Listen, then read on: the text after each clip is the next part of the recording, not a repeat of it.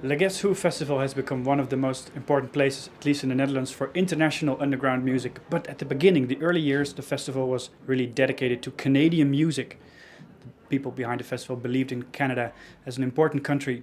And one of the favorite bands of the festival, you could almost say the house band, is Suuns. They've performed here 2 times before this year, and they're back now. Ben Shemie is here. Welcome. You've been here since Wednesday. And I heard you like to do that. Come early, leave late, see some of the festival as well. Yeah, well, this year in particular, I think it's like a really special lineup, and I thought, why not see the whole festival? It's been a while since, when you're on tour and you go to a festival, you're usually there for a day. So it's been a while that I've been able to actually go to an entire festival and see the whole development of the festival. So yeah, it's a really special one this year, I think. And you have to rehearse because you're going to do something new. Yeah. You're performing here a new project with Jerusalem in My Heart, which is a friend of yours. Mm-hmm. This is the very first time you're going to perform that now? We've actually played a couple shows with him, but in Montreal at home. But yeah, this is our first. In a way, this feels kind of like the launching of the project, certainly internationally, and even at home, it's. We just finished recording something, so there isn't really much out there for people to listen to yet. So yeah, in a way, this show is kind of marks in a weird way like the beginning, launching that project. So it's cool. Many people won't know who this Jerusalem in My Heart is. It's a longtime friend of yours, right? Please tell me about that. Jerusalem in My Heart is the project name of Radwan Mumne, who's a Lebanese musician who lives in Montreal. He's a music producer, and we've known him for a long time. He's in the Montreal underground scene. He's really kind of a staple and really an important name, I think, in the Montreal music scene. So yeah, we've worked with him over the years, and having talked about making music together for a long time, 2 years ago we booked some time at a studio for 2 weeks, and everybody brought in ideas, and we're just going to try to see if we can make music together. And so that's how it kind of started, and then we started to do a few small gigs, and then just about a week ago we finished mastering that music that we had originally started creating 2 years ago. And it's actually coming out as an album next year? It's going to come out at the end of March, April, as a record, yeah, and we're excited about it. There is a mixtape on the internet since I think it was a week ago. Yeah. Made more or less dedicated to this project. Mm-hmm. We can hear 70s crowd rock. We can hear Arab music as well. Yeah. Is that what we're gonna hear?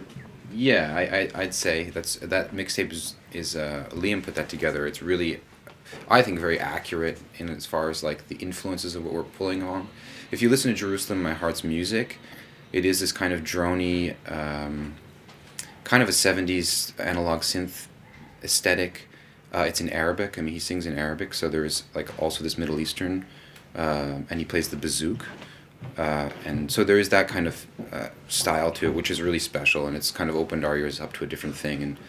And so it is that mixtape definitely has a lot of influence on the sound of the record. Yeah, you guys used to strike me as more punky and more energetic at the beginning. Yeah. Now you're more and more moving towards this cosmic 70s vibe. Is that a well that you have now discovered and keep on going back to?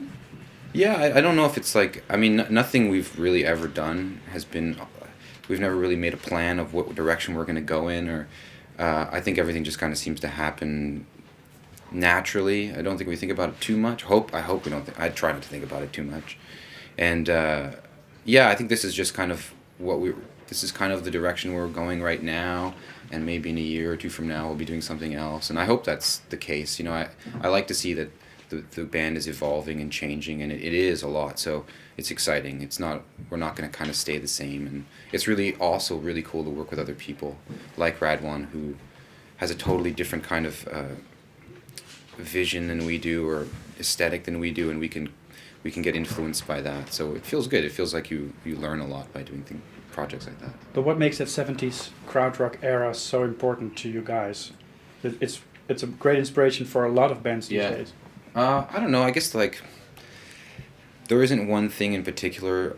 It's that the sound is awesome. I think like the kind of synthesizer sound, which is a really predominant, especially in our band now, is really kind of speaks to that era of kind of analog synthesizer, and there's a lot of vocoder on this record that we did, so it's kind of space, cosmic 70s space thing, I guess.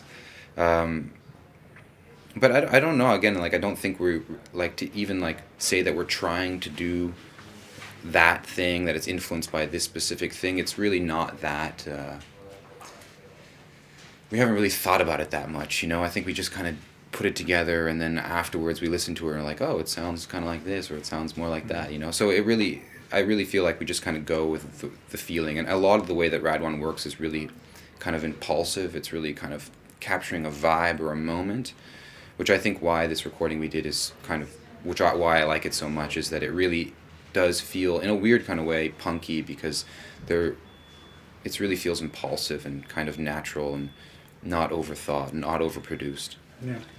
As you said, Radwan has its roots in Lebanon. Mm-hmm. Your name is Ben Shemie. There must be some kind of connection to the Middle East, right? My dad's from Iraq. He grew up in Baghdad. I was born in Canada. So there is a connection in my family. There's a connection to the Middle East, and that whole side of my family, which is really big, is Arabic. Unfortunately, I don't speak Arabic. I heard you're going to sing in Arabic on the record. Yeah, there's one song where I sing with Radwan in Arabic. It's just really short. It's really a trip. Like, it's cool for me to be able to do that. Is it interesting for you to explore that part of your own roots? I want to say yes, but to be completely honest, that's foreign. It's still foreign to me, even though like my family history is from the Middle East, or half of my family. Growing up in Quebec, you know, it was more important, you know, from my dad's point of view, that I learned how to speak French than Arabic. So that's still like exotic to me, like my dad's family. And the older I get, the more exotic it becomes and the more interesting it is. So is there family back there? No, not anymore. No, everyone moved. In the 70s, everybody in my family moved to Canada or the United States. So all of my family on that side, well, now everyone's moved around since then, but growing up, everybody was in Montreal or in New York. So I've never been to Iraq either. Yeah. And well, I can imagine it feels like foreign affairs to you, but at the same time, I can imagine everything that's happening in Iraq now must have some sort of focus of you.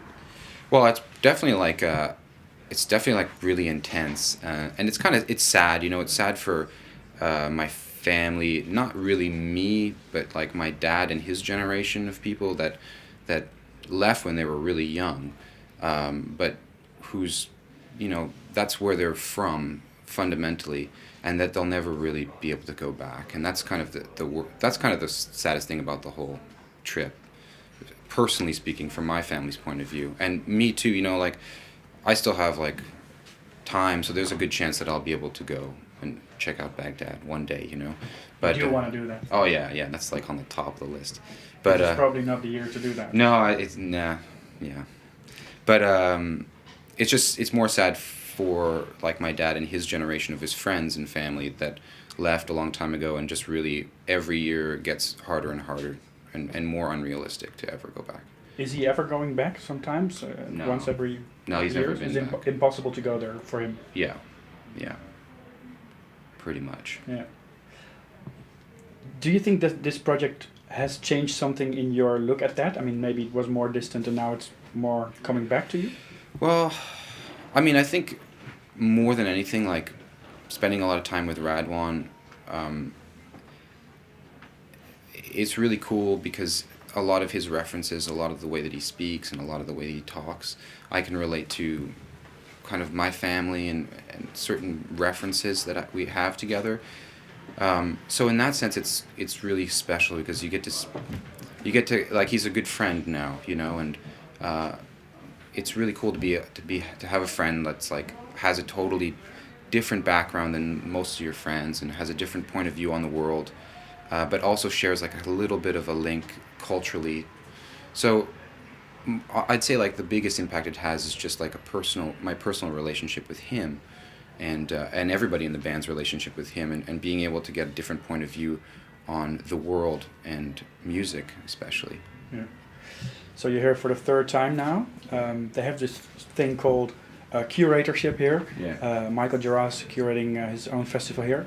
Are you aiming for that spot next year? Nope. I mean, that's not. We're not aiming for. No.